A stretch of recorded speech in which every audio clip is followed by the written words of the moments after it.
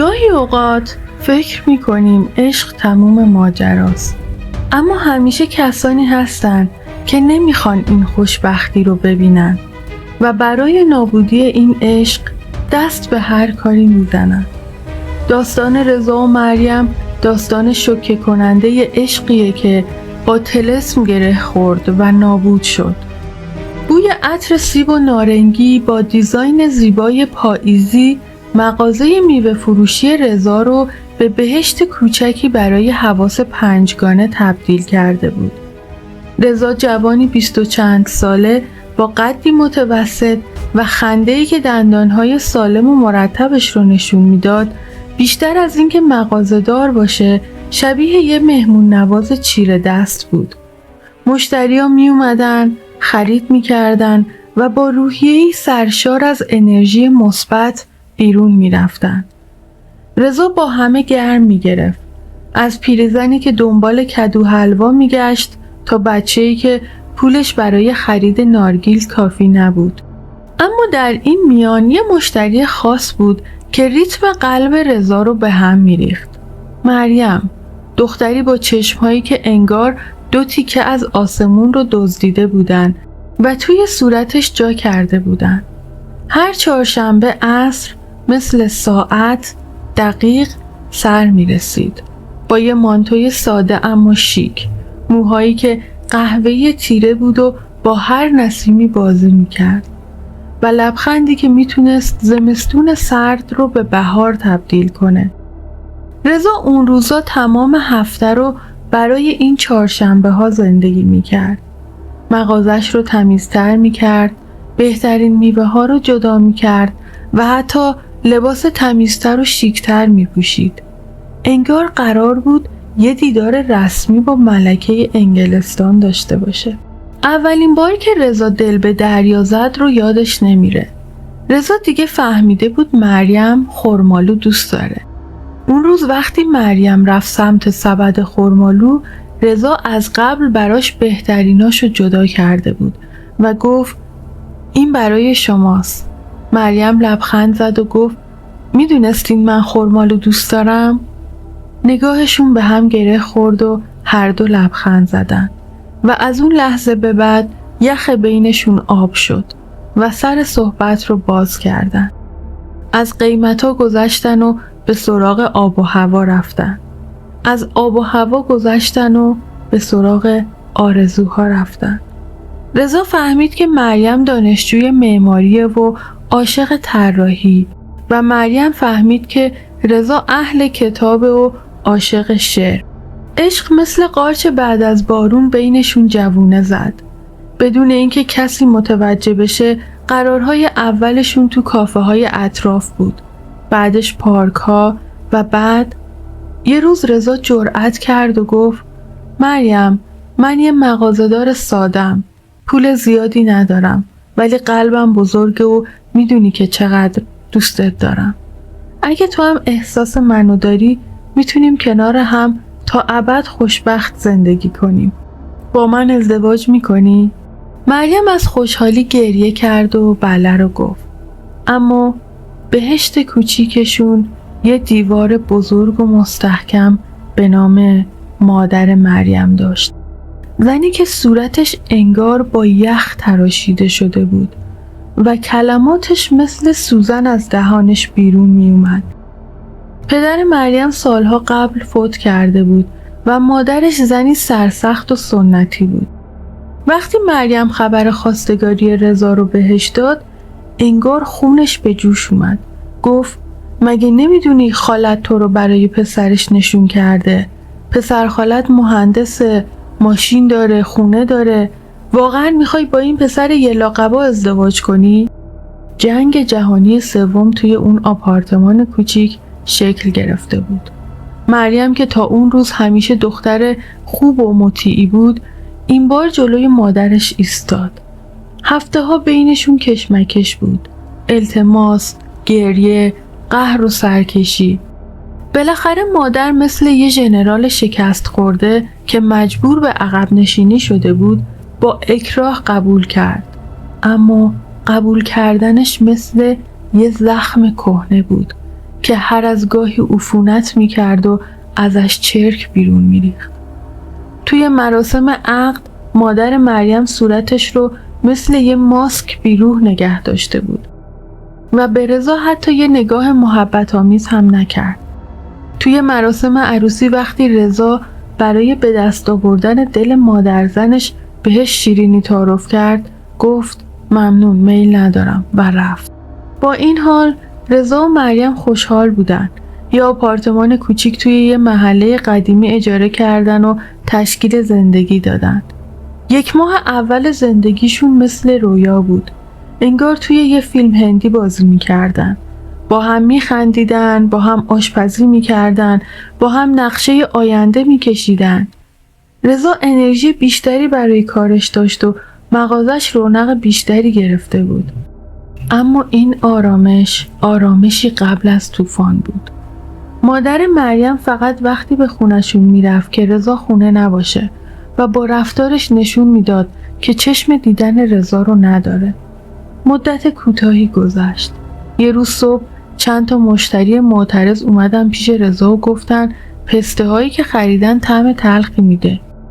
رضا که همیشه به کیفیتش میبالید شوکه شد. بررسی کرد و دید پسته ها همه از داخل کپک زدن. سر پسته ها ضرر زیادی کرد. این بار موزها زودتر از حد معمول سیاه شدن و سیب ها از داخل پوسیدن. میوه هاش خیلی زودتر از معمول فاسد می شدن و کلی ضرر می داد. اما این تمام ماجرا نبود. یه روز از خواب بیدار شد و دید یه زخم روی پشتش ایجاد شده و درد می کنه.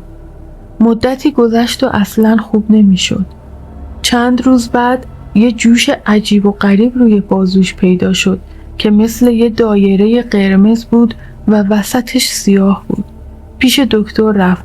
دکتر گفت حساسیت پوستیه. پماد داد ولی هیچ اثری نمی‌کرد. همه اینا یه طرف، اما مشکل اصلی مریم بود یا شاید رضا. نمیدونستن. دیگه مثل قبل با هم نمیخندیدن. هر روز سر یه چیز کوچیک بحث میکردن. روی دیر اومدن، روی شام خوردن، روی صدای تلویزیون. مریم حس میکرد رضا بیخیال شده. رضا حس میکرد مریم گستاخ شده. کلمات تند و زننده مثل گلوله از دهانشون بیرون میومد و به قلب دیگری میخورد. شبا رضا کابوس میدید که توی یه تاریکی مطلق گیر افتاده و سایه های سیاه بهش حمله میکنن و کتکش میزنن. صبحها با بدنی کبود و خسته از خواب پا میشد. انگار کل شب رو توی یه مبارزه کشتی سپری کرده بود. رفتن پیش دکترها هم بیفایده بود. دکتر داخلی گفت استرسه، دکتر پوست گفت حساسیته، دکتر روانپزشک گفت افسردگیه. قرصا و آمپولا هم هیچ کدوم حالش رو خوب نکرد. رضا داشت آب میشد. کارش از دست رفته بود. از بیماری‌های عجیبش کلافه بود و از دعواهای بیپایان با مریم ناامید شده بود. دیگه اون رضای خوشبختی که تو مغازش همه رو میخندوند نبود. یه مرد شکست خورده بود با چشم‌های گود رفته و روحی خسته. یه روز یکی از مشتریای قدیمیش که یه پیرمرد خوشقلب بود حال و روز رضا رو دید. پرسید رضا چی شده به تو؟ رضا با بی‌حوصلگی ماجرا رو تعریف کرد. پیرمرد گوش داد و بعد با یه لحن جدی گفت پسرم، اینا که میگی بیماری عادی نیستن. اینا علامت طلسمه. برو پیش آقا مرتضی، دعانویس معروف شهره. رضا خندید و گفت بابا دوره این چیزا تموم شده، این حرفا دیگه خریدار نداره. پیرمرد گفت از ما گفتن بود، دیگه خود دانی. رضا فکر کرد و دید یا امید واهی بهتر از هیچ امیدیه. نشونی آقا مرتضی رو پرسید و قرار ملاقات گذاشت. خونه آقا مرتضی خونه قدیمی با یه حیاط سرسبز بود. خودش یه مرد میانسال با ریشی سفید و نگاهی نافذ بود. رضا وارد اتاقش شد. بوی عود و کتاب‌های قدیمی تو فضا پیچیده بود. وقتی رضا ماجرا رو براش گفت با دقتی عجیب به چهره و دستاش نگاه کرد. بعد تسبیح چوبیش رو توی دستش گرفت و چند دقیقه‌ای چیزی زیر لب زمزمه کرد. نگاهش رو به رضا انداخت و گفت پسرم تو طلسم شدی. رضا یه لحظه مکث کرد. انگار فهمیدنش سخت بود. گفت یعنی چی آقا مرتضی؟ گفت یه زن با کینه و نفرت برات طلسم نوشته. هدفش اینه که بین تو و همسرت فاصله بندازه تا از هم جدا بشی. قلب رضا توی سینه‌اش فرو ریخت. ذهنش مثل یه پروژه در هم ریخته کار میکرد. کی میتونست این کار رو بکنه؟ انگار یه جرقه توی مغزش زده شد. تنها کسایی که با ازدواج رضا و مریم مخالف بودن مادر مریم و خالش بودن. به خونه برگشت. مریم روی کاناپه نشسته بود و تلویزیون نگاه میکرد. رضا بدون مقدمه همه چیز رو تعریف کرد. از حرفای پیرمرد، از رفتن پیش دعانویس، از طلسم و هدفش. مریم اولش باور نکرد. گفت رضا تو دیوونه شدی؟ داری با من شوخی میکنی؟ اما وقتی دید رضا جدی حرف میزنه با خودش فکر کرد و گریهش گرفت. گریه‌ای که از ته دل میومد. با لحنی لرزان و پریشان گفت درست گفته، میدونم کار کیه. اشکاش صورتش رو خیس کرده بود. گفت خاله و مادرم مخالف ازدواج ما بودن چون میخواستن من عروس خالم بشم. با شناختی که از خالم دارم میدونم اون اهل دعا و جادوه. احتمالاً با مادرم همدست بودن. خواستن زندگی ما رو به هم بزنن تا من از تو جدا بشم و با پسر خالم ازدواج کنم. رضا مریم رو دلداری داد و گفت بیا بریم پیش این دعانویس و ببینیم چطوری میتونیم این طلسم رو از بین ببریم. با هم رفتن پیش آقا مرتضی. آقا مرتضی بهشون یه سری دعا داد و یه کارایی رو گفت که انجام بدن. کم کم همه چیز به روال عادی برگشت. اولین نشونه خوب شدن بدن رضا بود. زخم‌ها و کبودی‌ها کم کم محو شدن. انرژیش برگشت. کم کم مغازش رونق گرفت و مهمتر از همه آرامش به خونش برگشت. دیگه بحث نمی کردن. دوباره با هم می خندیدن. انگار یه فیلم ترسناک تموم شده بود و حالا اونها دوباره قهرمان‌های زندگی خودشون بودن. طلسم شکسته شده بود اما یه چیزی باقی مونده بود. یه ترس عمیق. ترس از طلسم دوباره. مریم گفت میدونم که مادرم دست بردار نیست. حالا که باهاش قطع رابطه کردیم هر کاری بتونه میکنه که ما رو از هم جدا کنه. بنابراین رضا و مریم تصمیم جدی گرفتن. نمیتونستن توی همون شهر بمونن. باید یه زندگی جدید رو شروع میکردن. جایی که کسی نتونه پیداشون کنه.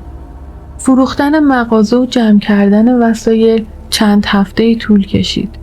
شب آخر وقتی آخرین جعبه رو بستن رضا به خونه خالی نگاه کرد.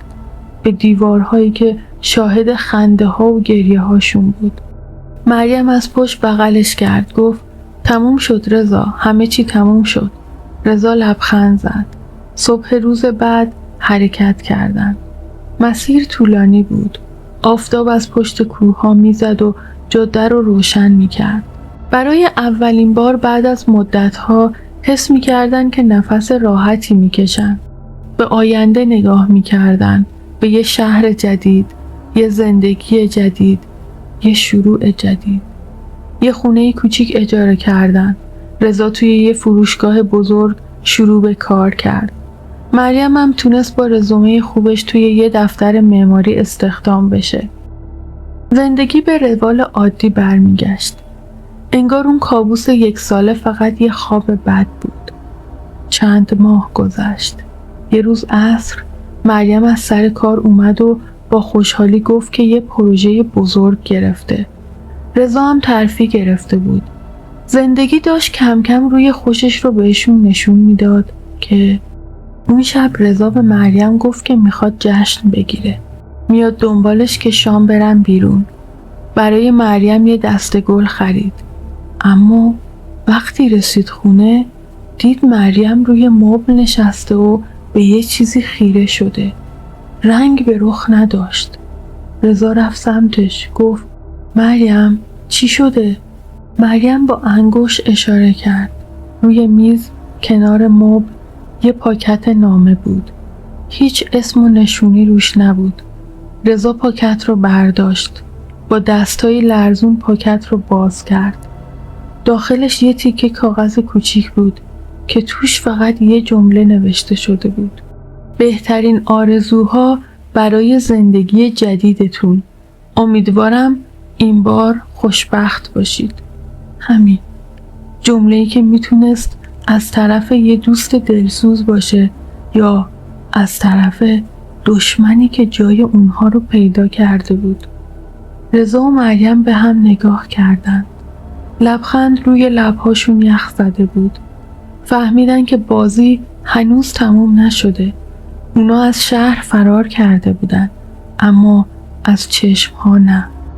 اگه این داستان رو دوست داشتید لایکش کنید و نظرتون رو برام بنویسید.